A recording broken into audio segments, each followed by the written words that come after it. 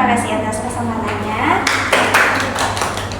Assalamualaikum warahmatullahi wabarakatuh. Kami dari kelompok 5 akan mempresentasikan matkul layanan prima tentang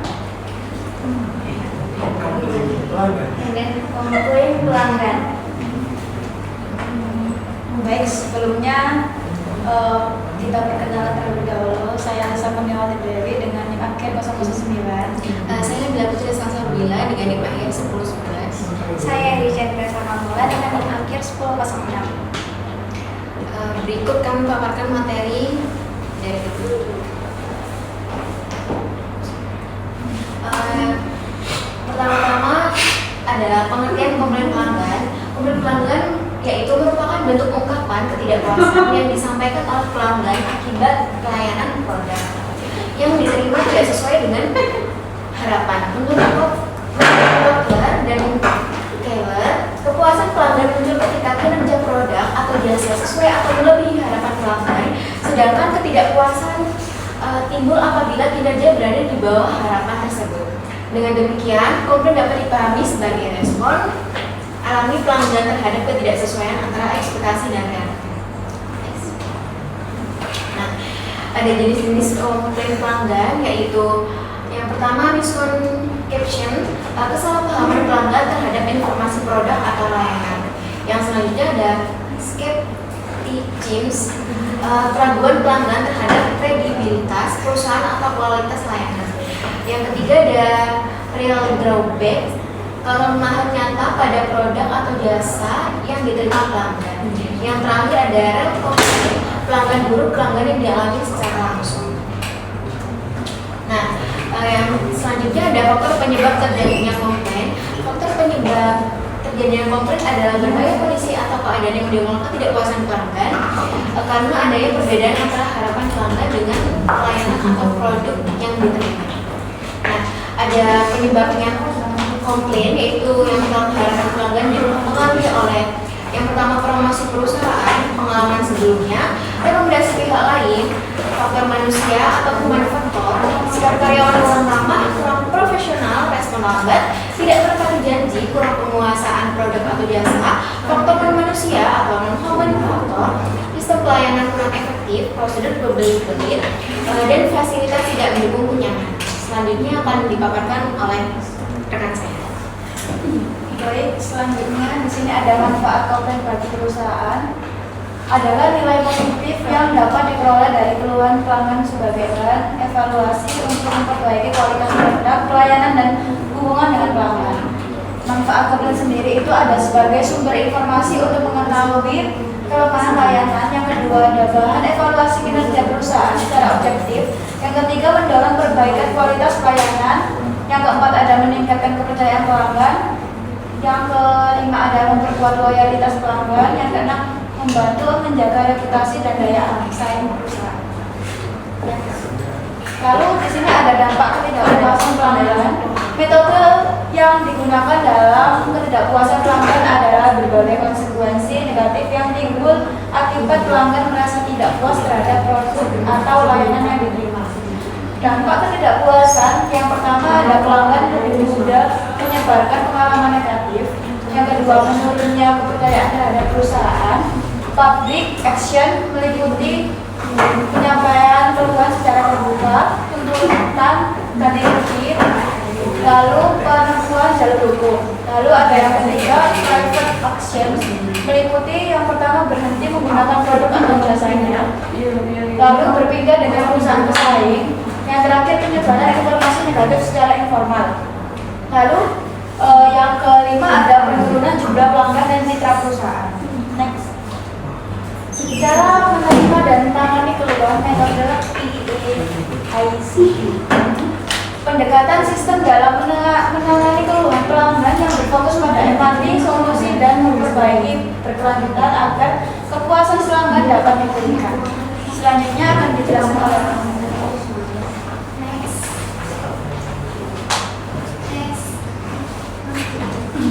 kemudian ada tahap metode PSACF, yaitu yang pertama efficient, menenangkan keluhan pelanggaran secara secara aktif dan penuh perhatian. Yang kedua ada empati, menunjukkan kepedulian dan memahami perasaan pelanggan. Yang ketiga ada apologis, yaitu menyampaikan permintaan maaf secara tulus atas ketidaknyamanan. Yang keempat ada konfirmasi dan action, yaitu mengkonfirmasikan permasalahan yang disampaikan dan menjelaskan serta melakukan langkah penyelesaian. Yang kelima ada evaluation, yaitu melakukan evaluasi agar kesalahan tidak terulang kembali. Next. Kemudian peran komunikasi dalam handling konflik. Peran komunikasi dalam handling konflik adalah proses penyampaian dan penerimaan pesan secara efektif antara perusahaan dan pelanggan guna menciptakan pemahaman, meredakan emosi serta menentukan solusi atas keluhan yang disampaikan. Nah, di sini ada peran komunikasi. Yang pertama, menjadi kunci keberhasilan dan penanganan komplain. Yang kedua ada membantu meredakan emosi pelanggan. Yang ketiga, membangun kepercayaan dan persepsi positif. Yang keempat, mencegah kesalahpahaman baru. Dan yang kelima, memastikan solusi yang dipahami pelanggan. Next. Kemudian peran komunikasi dalam handling komplain yaitu bentuk komunikasi. Yang pertama, tatap muka dengan sikap tenang, sopan, profesional. Dan yang kedua ada telepon, respon cepat, ramah, empati. Dan yang ketiga ada tertulis, jelas, konsisten, mudah dipahami dan tertata. Di sini ada tipe-tipe pelanggan yang komplain dengan cara menanganinya. Tipe-tipe pelanggan komplain adalah pengelompokan karakter pelanggan berdasarkan cara mereka menyampaikan keluhan yang memerlukan pendekatan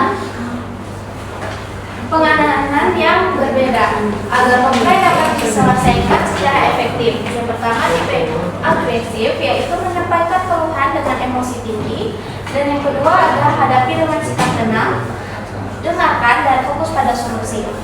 Dan yang kedua ada tipe pasif A, yaitu tidak menyampaikan keluhan secara langsung dan juga dapat diatasi dengan ajak berbicara dengan pernyataan terbuka. Yang ketiga ada tipe pasif B, yaitu menyampaikan keluhan secara halus dan tidak langsung. Solusinya petugas harus peka menangkap inti masalah. Dan yang keempat tipe konstruktif, yaitu kritis dan berpengalaman. Solusinya tangani secara profesional dan sesuai prosedur.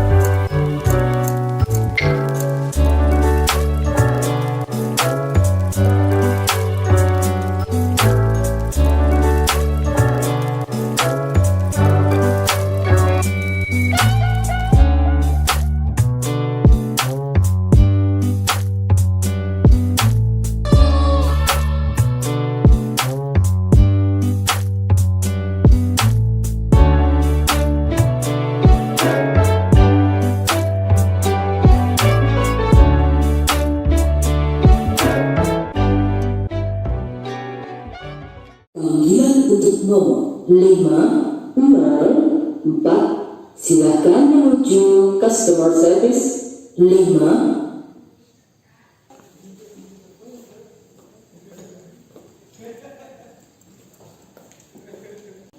Selamat pagi Ibu, silakan duduk. Baik, terima kasih Ibu.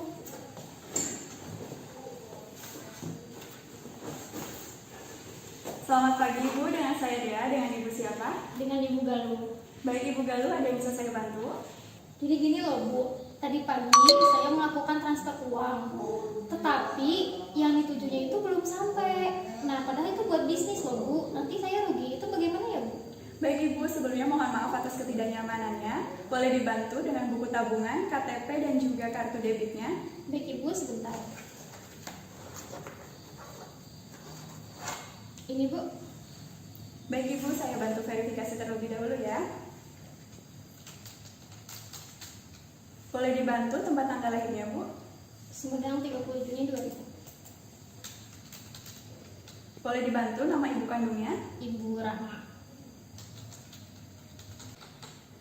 Baik Ibu, sebelumnya mohon maaf atas kejadian yang Ibu alami. Saya konfirmasi kembali permasalahannya. Ibu transfer ke rekening lain, rekening Ibu sudah terdebit, namun ke rekening tujuan belum terkredit. Betul Ibu? Iya Mbak, seperti itu. Kalau boleh tahu rekening Ibu sebelumnya saldonya berapa ya Bu? 750.000 sih Mbak, tapi kan tetap rugi. Baik Ibu Galuh, Ibu tenang saja, Ibu tidak perlu khawatir karena kemungkinan saat Ibu bertransaksi sistem kami sedang down. Maka dari itu terjadi pembukuan hanya sebelah saja. Apabila terjadi kejadian seperti itu lagi, Ibu bisa melaporkan lagi ke kami. Dan untuk pelaporannya akan saya bantu dan prosesnya itu kurang lebih 14 hari kerja. Oke Mbak. Baik Ibu, mohon dibantu pengisian formulir pengaduan nasabahnya. Di sini diisi data diri Ibu, di sini diisi deskripsi pengaduannya, dan di sini tanda tangannya. Silakan Ibu Galuh. Saya bantu untuk pengaduannya ya Bu. Iya. Sudah selesai Bu? Baik Ibu, terima kasih. Ibu Galuh, ini sudah saya bantu untuk proses pengaduannya dan sudah selesai. Apabila Ibu mengalami kejadian seperti ini lagi, Ibu bisa langsung mendatangi kantor kami ataupun melalui BNI Call di 150046 atau langsung ke kami dengan membawa kartu tabungan, KTP dan juga kartu debitnya.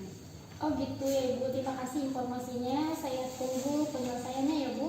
Baik Ibu, Ibu saya lihat belum aktif di e-channel lainnya ya Bu. E-channel lainnya ini bisa memudahkan Ibu untuk transaksi ke depannya tanpa bolak-balik ke ATM. Bagaimana Ibu, apakah Ibu bersedia untuk mengaktifkan e-channel lainnya? Oh gitu ya Bu, boleh Ibu. Kebetulan emang saya belum punya dan sepertinya gampang juga ya Bu kalau lewat HP, jadi boleh Bu. Betul sekali Bu, baik saya bantu untuk aktifasi e-channel lainnya ya Bu. Baik Ibu, untuk internet banking, mobile banking, dan juga SMS bankingnya sudah saya aktifkan. Jadi kedepannya Ibu bisa lebih mudah bertransaksi di mana saja dan juga kapan saja tanpa repot-repot ke ATM. Nah, untuk kelancaran usaha Ibu, BNI ada kartu usaha kredit untuk rakyat dan juga itu bisa memudahkan usaha Ibu. Bunganya cukup kompetitif kok Bu, hanya 7% per tahun saja. Bagaimana Ibu, apakah Ibu bersedia? Wah keren ya Bu, tapi besok-besok lagi aja ya Bu, mohon maaf. Ibu, terima kasih sudah menjadi nasabah setia BNI. Ada yang bisa saya bantu? Sudah cukup Ibu. Baik Ibu, terima kasih. Saya kembalikan lagi kartu ATM, kartu tabungan, dan juga KTP-nya ya Bu. Ya. Baik Ibu, terima kasih atas kunjungannya. Selamat pagi dan selamat beraktivitas kembali. Baik Ibu, terima kasih. Selamat pagi. Lanjut.